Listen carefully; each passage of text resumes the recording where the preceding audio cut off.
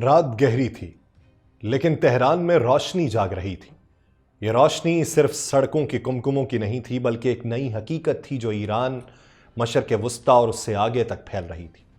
کہیں جنرل حسین باقری علاقائی اتحاد کی بات کر رہے تھے تو کہیں یمنی مزاحمت کا علم بلند تھا۔ ماسکو میں ایران کے سفیر کاظم جلالی نئی شراکت داری کا اعلان کر رہے تھے تو تہران میں عمان کے اعلیٰ فوجی وفد کی آمد ایک نیا باب رقم کر رہی تھی۔ غزہ میں ایک ڈاکٹر جیل کی دیواروں کے پیچھے سسک رہا تھا تو ایرانی قیادت اقوام متحدہ میں نئی قانونی جنگ کی تیاری کر رہی تھی۔ یہ سب بکھری ہوئی خبریں نہیں تھیں بلکہ ایک جڑے ہوئے بیانیے کے دھاگے تھے۔ وہ بیانیہ جس میں ایک طرف طاقت، سفارتکاری اور مزاحمت کے رنگ تھے تو دوسری طرف بین الاقوامی سیاست کی وہ اندھیری گلیاں جن میں قوموں کو جھکانے کی کوشش کی جا رہی تھی۔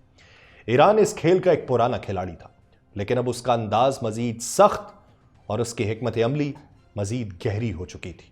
آج تہران سے ماسکو تک اور صنعا سے غزہ تک ایک ہی سوال گونج رہا تھا: کیا مشرق اپنا مستقبل خود لکھنے جا رہا ہے یا ایک بار پھر تاریخ کے دھارے کو کوئی اور موڑ دے گا؟ آپ سب پر سلامتی ہو، میں یاسر رشید ہوں اور آپ دیکھ رہے ہیں 92 ڈیجیٹل۔ ناظرین، ایران کے اسلامی انقلاب کے رہنما آیت اللہ سید علی خامنائی نے ملک کے دفاعی صنعت کی ایک نمائش کا دورہ کیا جہاں دفاعی صنعت کے سائنٹسٹ کی تازہ ترین کامیابیوں کی جھلک پیش کی گئی۔ آیت اللہ خامنائی جو ایران کی مسلح افواج کے سپریم کمانڈر بھی ہیں، انہوں نے پاور ایگزیبیشن 1403 میں تقریباً 1 گھنٹہ گزارا جہاں انہوں نے ملک کے سائنٹسٹ اور ماہرین کی تیار کردہ جدید دفاعی صلاحیتوں اور ترقیوں کا مشاہدہ کیا۔ اس نمائش میں جدید ترین دفاعی ساز و سامان اور جدید ٹیکنالوجیز کی نمائش کی گئی جن میں فضائی دفاع، بیلسٹک، کروز میزائل، سمارٹ ہتھیار، خلائی تحقیق، ڈرون، فضائی نظام، بحری جہاز اور توانائی کے حل شامل تھے۔ آپ کہیں گے بہت سارے ممالک میں ہوتے ہیں، لیکن یاد رکھیے کہ جو ملک پابندیوں کا شکار ہو، اس ملک کے اندر یہ سب کچھ ہو رہا ہو تو وہ پھر الارمنگ سچویشن ان کے لیے ہوتی ہے جنہوں نے پابندیاں لگائی ہوں۔ اس دوران دفاعی صنعت کے ماہرین نے مختلف شعبوں میں ہونے والی پیش رفت پر تفصیلی وضاحت دی اور ان جدید دفاعی ٹیکنالوجیز کے بارے میں ضروری معلومات فراہم کی۔ ایران اور عمان کے اعلیٰ عسکری کمانڈرز نے دونوں ممالک کے درمیان دفاعی تعاون کو فروغ دینے کے منصوبوں پر غور کیا۔ تہران میں ایرانی فوج کے کمانڈر میجر جنرل عبد الرحیم موسوی اور سلطنت عمان کے مسلح افواج کے chief of staff vice admiral Abdullah Khamis Al Raisi کے درمیان ملاقات ہوئی جس میں علاقائی سطح پر فوجی اور دفاعی تعاون کو وسعت دینے کے طریقوں پر تبادلہ خیال ہوا۔ عمانی کمانڈر نے منگل کی شام ایرانی وزیر دفاع بریگیڈیئر جنرل عزیز ناصر زادہ سے ملاقات کی۔ دونوں عہدیداروں نے تہران اور مسقط کے درمیان قریبی تعلقات کو باہمی احترام اور اعتماد کی بنیاد پر سراہا۔ اس ملاقات میں علاقائی اور بین الاقوامی امور پہ تبادلہ خیال ہوا جو دونوں ممالک کے مشترکہ مفاد سے متعلق تھا۔ الرئیسی جو ہیں وہ پیر کی شام کو تہران پہنچے تھے اور ان کا استقبال ایرانی مسلح افواج کے chief of staff major general Mohammad Hossein Bagheri کی باضابطہ دعوت پہ کیا گیا تھا۔ ایران کے اقوام متحدہ میں سفیر نے امریکی صدر کی جانب سے اسلامی جمہوریہ ایران کے خلاف فوجی طاقت کے استعمال کی دھمکی کی مذمت کی اور یہ کہا کہ ٹرمپ کے غیر ذمہ دارانہ اور اشتعال انگیز بیانات بین الاقوامی قوانین اور اقوام متحدہ کے چارٹر کی صریح خلاف ورزی ہے۔ 11 فروری کو اقوام متحدہ کے سیکرٹری جنرل انطونیو گوتریس اور سلامتی کونسل کے صدر فاکون کو ان میں ٹیلی فونک رابطے کی بجائے ایک خط میں سعید ایروانی نے ڈونلڈ ٹرمپ کے حالیہ بیانات پہ گہری تشویش کا اظہار کیا جن میں ایران پہ بمباری کے امکان کا ذکر کیا گیا۔ ایروانی نے اپنے خط میں لکھا کہ امریکی صدر کے حالیہ ریمارکس خطرناک اور غیر ذمہ دارانہ ہیں جن میں کھلے عام اسلامی جمہوریہ ایران کے خلاف طاقت کے استعمال کی دھمکی دی گئی۔ انہوں نے نیو یارک پوسٹ کے حوالے سے کہا کہ ٹرمپ نے بیان دیا، میں ایران کے ساتھ ایک غیر جوہری معاہدہ چاہتا ہوں، میں اسے بمباری کرنے کی بجائے ترجیح دوں گا۔ وہ مرنا نہیں چاہتے، کوئی مرنا نہیں چاہتا۔ اسی طرح فاکس نیوز کو جو 10 فروری کو انٹرویو دیا گیا اس میں کہا گیا، میں بمباری کے بغیر معاہدہ کرنا چاہتا ہوں۔ تہران کو جوہری ہتھیار بنانے سے روکنے کے 2 طریقے ہیں، بمباری یا ایک تحریری معاہدہ۔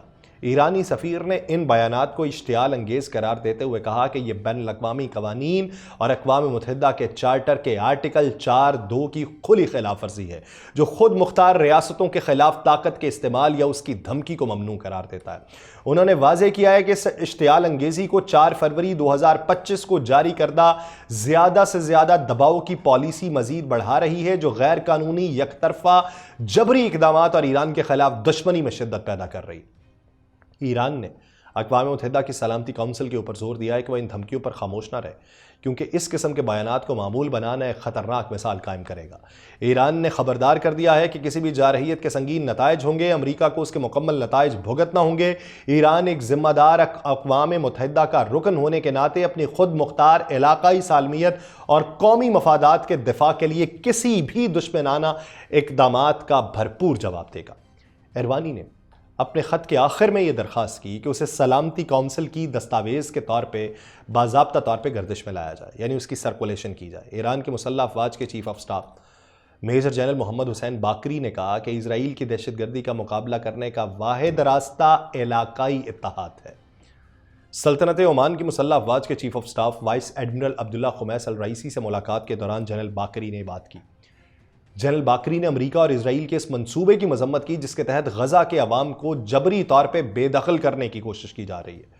انہوں نے کہا صہیونی حکومت کی وحشیانہ اور توسیع پسندانہ فطرات کو دیکھتے ہوئے اس قابض اور دہشت گرد حکومت کا مقابلہ کرنے کا واحد طریقہ یہ ہے کہ خطے کے ممالک کے درمیان اتحاد اور یکجہتی ہو۔ ایرانی جنرل نے ایران اور عمان کے تعلقات کو دوستانہ، تاریخی اور ترقی پذیر قرار دیتے ہوئے کہا کہ ہمارے تعلقات مضبوط اور مستحکم ہیں، لیکن موجودہ حالات کے پیش نظر ان روابط کو مزید وسعت دی جانی چاہیے۔ جنرل باقری نے کہا کہ آبنائے ہرمز اور بحیرہ عمان میں سمندری سلامتی کی ترقی، سمگلنگ کے خلاف جنگ اور بحری تحفظ کو یقینی بنانے کے لیے انتہائی ضروری ہے۔ انہوں نے عمان کو میریٹائم سیکیورٹی بیلٹ نامی بحری مشقوں میں شرکت کی دعوت بھی دی۔ انہوں نے کہا دونوں ممالک کی مسلح افواج کے درمیان تعاون کے وسیع مواقع موجود ہیں، جن میں تعلیم، ثقافت، عسکری تعاون اور انسداد دہشت گردی کے شعبے شامل ہیں۔ دوسری جانب عمانی جنرل الرئیسی نے کہا کہ عمان خطے میں استحکام کو فروغ دینے کے لیے کام کرے گا، کیونکہ خطے کے ممالک ہی اس کے اصل مالک ہیں۔ انہوں نے افسوس کا اظہار کرتے ہوئے کہا کہ بدقسمتی سے کچھ غیر علاقائی ممالک یہاں تنازعات پیدا کرنے کی کوشش کر رہے ہیں۔ الرئیسی نے کہا کہ عمان اور ایران کے تعلقات ہمیشہ باہمی اعتماد پر مبنی رہے ہیں اور عمان ہمیشہ دونوں ممالک کے درمیان تعلقات کی ترقی کے اوپر زور دیتا رہا۔ وائس ایڈمرل الرئیسی جنرل باقری کی باضابطہ دعوت پہ پہنچے تھے۔ وہ ایران کی مسلح افواج کی صلاحیتوں کی نمائش کا بھی دورہ کر رہے ہیں اور ایرانی فوجی کمانڈر سے بھی ملاقات کر رہے ہیں۔ اور ایرانی فوج کے زمینی دستے کی ایئر بورن ڈویژن کے کمانڈر جنرل قاسم خاموشی نے کہا ہے کہ ان کی فورس اپنی مکمل آپریشنل صلاحیت کے عروج پر ہے اور جلد ہی نئے دفاعی ترقیات منظر عام پہ لائے گی۔ مشہد کے اندر آرمی ایوییشن کے 1000 اہلکاروں کے خاندانوں کے اجتماع سے خطاب کرتے ہوئے جنرل خاموشی نے اس فورس کے تاریخی کردار پر روشنی ڈالتے ہوئے کہا کہ ایئر بورن ڈویژن نہ صرف اسلامی جمہوریہ کی تشکیل کے بعد سے اس کا دفاع کر رہی ہے، بلکہ 1979 کے اسلامی انقلاب کے دوران بھی عوام کے شانہ بشانہ کھڑی رہی۔ انہوں نے کہا رہبر انقلاب آیت اللہ سید علی خامنائی کی رہنمائی، اسٹریٹجک قیادت اور ہمارے ماہر اہلکاروں کی شب و روز محنت کی بدولت یہ بڑی ہیلی کاپٹر فورس پوری طرح فعال ہے۔ اور انہوں نے کہا کہ ایئر بورن ڈویژن نے جدید دفاعی ساز و سامان کی تیاری میں نمایاں پیش رفت کی ہے اور جلد ہی مزید نئی ترقیات کا اعلان کیا جائے گا۔ اپنے خطاب کے اختتام پر جنرل خاموشی نے آرمی ایوییشن کے اہلکاروں کے خاندانوں کا شکریہ ادا کیا اور ان کے صبر و قربانی کو فورس کی کامیابی کا اہم جزو قرار دیا۔ اجتماع کا جو اختتام تھا وہ شہداء، جنگی ہیروز اور نمایاں کارکردگی دکھانے والے اہلکاروں کے خاندانوں کو خراج تحسین پیش کرنے کی تقریب کے ساتھ ہوا، جبکہ ادھر ایران کے سفیر برائے روس کاظم جلالی نے تہران اور ماسکو کے تعلقات ایک نئے دور میں داخل ہونے کا اندیا دیا، جہاں یہ اسٹریٹجک جامع اور طویل المدت تعاون کی راہ پر گامزن ہو چکے ہیں۔ یہ پیش رفت اس وقت سامنے آئی ہے جب دونوں ممالک نے اسٹریٹجک شراکت داری کے معاہدے پر دستخط کیے۔ ماسکو میں ایران کے اسلامی انقلاب کی 46ویں سالگرہ کی تقریب سے خطاب کرتے ہوئے سفارتکار نے یہ کہا کہ جہاں روس کے وزیر توانائی سرگئی سیوالوف بھی موجود تھے، سفارتکار بھی تھے، سیاسی و ثقافتی شخصیات بھی تھیں، کاظم جلالی نے ایران اور روس کے درمیان بڑھتے ہوئے تعاون کی اہمیت پہ وہیں زور دیا۔ اور یہ کہا کہ ہم آج یہاں اسلامی انقلاب کی 46ویں سالگرہ منانے کے لیے جمع ہوئے ہیں، جو نہ صرف ایران میں ایک بڑی تبدیلی کا باعث بنا بلکہ علاقائی اور عالمی سطح پر بھی گہرے اثرات مرتب کیے گئے۔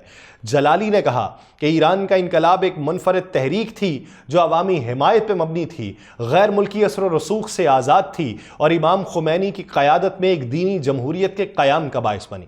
انہوں نے کہا ایران ہمیشہ سے ہمسایہ ممالک، بڑی عالمی طاقتوں اور آزاد اقوام کے ساتھ پرامن تعلقات کے قیام کے لیے کوشاں رہا، مگر عالمی طاقتوں نے انقلاب کے آغاز سے ہی ایران کے خلاف غلط معلومات، مداخلت اور تقسیم کی پالیسیز کے ذریعے دباؤ ڈالنے کی کوشش کی۔ ان تمام رکاوٹوں کے باوجود ایران نے معیشت، صحت، سائنس اور دفاع کے شعبوں میں نمایاں ترقی حاصل کی۔ صنعتی پیداوار، نینو ٹیکنالوجی، بائیو ٹیکنالوجی، خلائی سائنس، جوہری توانائی میں ہونے والی پیش رفت کا ذکر کیا اور ایرانی خواتین کے تعلیمی شعبے میں بڑھتے ہوئے کردار پر روشنی ڈالی۔ کیوں کیا جا رہا ہے؟ اپنے اتحادیوں کو باور کروایا جا رہا ہے کہ ہماری طاقت کمزور نہیں ہے اور ہم بین الاقوامی سطح پہ واضح پیغام بھی دے سکتے ہیں۔ اس سفیر نے یہ کہا ہے کہ ایران میں اس وقت تقریباً 10,000 نالج بیسڈ کمپنیز کام کر رہی ہیں جو ملک کی ٹیکنالوجی اور معیشت میں اہم کردار ادا کر رہی ہیں۔ اس نے کہا دنیا اب یک قطبی نظام سے کثیر قطبی نظام کی طرف بڑھ رہی ہے، جہاں ابھرتی ہوئی طاقتیں نئے عالمی رجحانات متعین کر رہی ہیں۔ اس تناظر میں ایران نے متوازن سفارتکاری کی پالیسی اپنائی جس کے تحت وہ روس، چین، بھارت اور شنگھائی تعاون تنظیم جیسے برکس عالمی اور علاقائی اداروں کے ساتھ تعلقات کو فروغ دے رہا ہے۔ انہوں نے کہا ایران کی خارجہ پالیسی انصاف، مساوات، امن اور علاقائی استحکام کے اصولوں پر مبنی ہے اور غیر ملکی مداخلت کی مخالفت کرتی ہے جو تنازعات اور کشیدگی کا سبب بنتی ہے۔ مشرق وسطیٰ کے حالات پہ بات کرتے ہوئے جلالی نے روس کے اندر یہ کہا ہے کہ فلسطینیوں کے خلاف اسرائیلی مظالم اور ان کے دیرینہ حقوق کی خلاف ورزیوں کی مذمت کرتے ہیں۔ انہوں نے ایران اور روس کے تعلقات کو مزید مضبوط بنانے کا خیر مقدم کیا اور ایرانی صدر مسعود پزشکیان کے حالیہ دورہ ماسکو اور جامع اسٹریٹجک معاہدے پر دستخط کا حوالہ دیا۔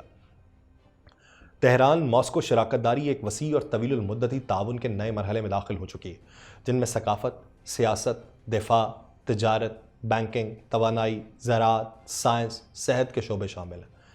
اور برکس میں ایران کی شمولیت جو ہے وہ یوریشین اکنامک یونین کے ساتھ آزاد تجارتی معاہدے کو خطے میں اقتصادی تعاون کے اوپر دے گی، جبکہ روسی وزیر توانائی سرگئی سیوالوف نے کہا کہ ایران کی ترقی کو سراہتے ہیں، دونوں ممالک کے درمیان اسٹریٹجک شراکت داری مضبوط ہے۔ انہوں نے کہا ہمارے ممالک کے درمیان روایتی طور پہ دوستانہ تعلقات رہے ہیں جو مشترکہ مفادات اور تعاون پہ مبنی ہیں۔ انہوں نے ایران اور روس کے درمیان بڑھتی ہوئی تجارتی اور اقتصادی سرگرمیوں کی تعریف کی اور دسمبر 2023 میں یوریشین اکنامک یونین کے ساتھ دستخط شدہ آزاد تجارتی معاہدے کو ایک اہم پیش رفت قرار دیا اور یہ کہا کہ ماسکو جلد ہی روس ایران مشترکہ بین الحکومتی کمیشن کے 18ویں اجلاس کی میزبانی کرے گا، جہاں مزید معاہدے حتمی شکل دیے جائیں گے۔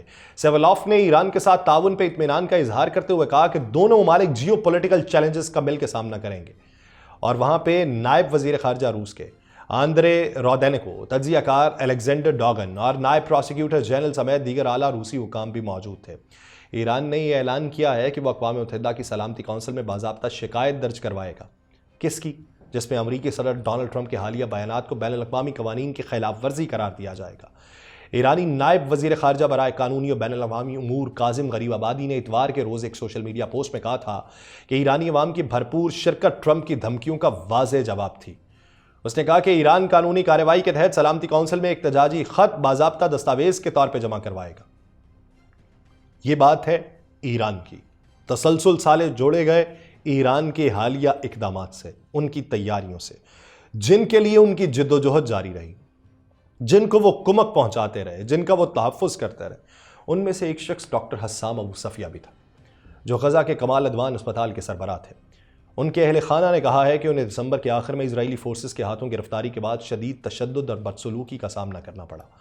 ان کے اہل خانہ نے یہ کہا کہ ابتدائی دنوں میں انہیں اسرائیلی جیلوں میں سخت حالات میں رکھا گیا، 24 دن تک تنہائی میں رکھا گیا، جس کے بعد مغربی کنارے کی آفر جیل منتقل کر دیا گیا۔ وہاں غیر انسانی سلوک کا انہیں سامنا ہے۔ ان کے مطابق ڈاکٹر ابو صفیہ کو دائمی بلند فشار خون اور دل کے پٹھوں کے بڑھنے جیسے سنگین طبی مسائل لاحق ہیں۔ اگرچہ انہیں طبی امداد دی جا رہی ہے لیکن روزانہ صرف ایک ناقص معیار کا کھانا دیا جاتا ہے جو کسی بھی قیدی کے لیے ناکافی ہے۔ ان کے قانونی معاملات کے حوالے سے اہل خانہ نے کہا ان پر کوئی الزام نہیں عائد کیا گیا، تمام الزامات ناکافی شواہد کے باعث مسترد کر دیے گئے۔ ان کے وکلاء کے مطابق ان کی رہائی کا امکان ہے کیونکہ اسرائیلی استغاثہ نے کوئی باضابطہ مقدمہ درج نہیں کیا۔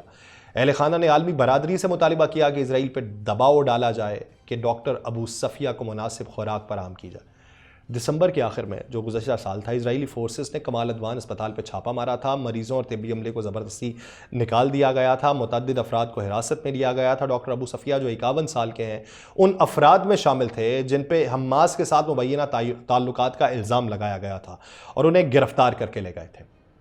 ان کے لیے ایران نے جدوجہد کی، حماس نے کی، حزب اللہ نے کی، یمنی حوثیوں نے کی۔ مسلم ممالک نے کیا کیا؟ ایک سوال ہے۔ ایران ابھی بیان دے رہا ہے، ایران اس کے تناظر کے اندر وہ چاہے اپنے تحفظ کے لیے یا چاہے اپنی نیک نامی کے لیے یا اپنے نام کی بڑھوتی یا اس کی تشہیر کے لیے کر رہا ہو، لیکن دیگر اسلامی ممالک نے کیا کیا؟ یمن کے انصار اللہ تحریک کے رہبر عبد الملک الحوثی نے واضح کیا ہے کہ اگر اسرائیل نے غزہ پر حملہ دوبارہ شروع کیا تو یمن فوری طور پہ کارروائی کرے گا۔ انہوں نے ایک تقریر میں کہا جو 2015 میں امریکی میرینز کے صنع سے انخلاء کی برسی کے موقع پہ کی گئی تھی کہ یمن پوری طرح تیار ہے، جیسے ہی اسرائیل جنگ بندی معاہدوں کی خلاف ورزی کرے گا جوابی کارروائی کی جائے گی، ہمارا ہاتھ ٹریگر پہ ہے، جیسے ہی اسرائیلی دشمن غزہ میں جارحیت دوبارہ شروع کریں گے ہم فوری رد عمل دیں گے۔ انہوں نے کہا اسرائیل اگر امریکی حمایت پہ بھروسہ کر کے مزید جارحیت کا منصوبہ بنا رہا ہے تو معلوم ہونا چاہیے کہ وہ اپنے اہداف حاصل نہیں کر پائے گا۔ اب اس میں ہمیں بطور مسلم امہ یہ سوچنا ہے کہ جو ممالک ان دنوں اتحاد بنا رہے ہیں، دفاعی پوزیشن کو مضبوط کر رہے ہیں، وہ کس مقاصد کے لیے کر رہے ہیں اور بقیہ ممالک کس مقاصد کے لیے کر رہے ہیں، ان کے تعلقات کن ممالک سے ہیں اور بقیہ ممالک کے تعلقات کن ممالک سے ہیں، ذاتی مفادات کتنے ہیں، مجموعی مفادات کتنے ہیں، اس کا ہمیں اندازہ لگانے کی ضرورت ہے۔ مجھے دیجیے اجازت، اللہ نے کے بعد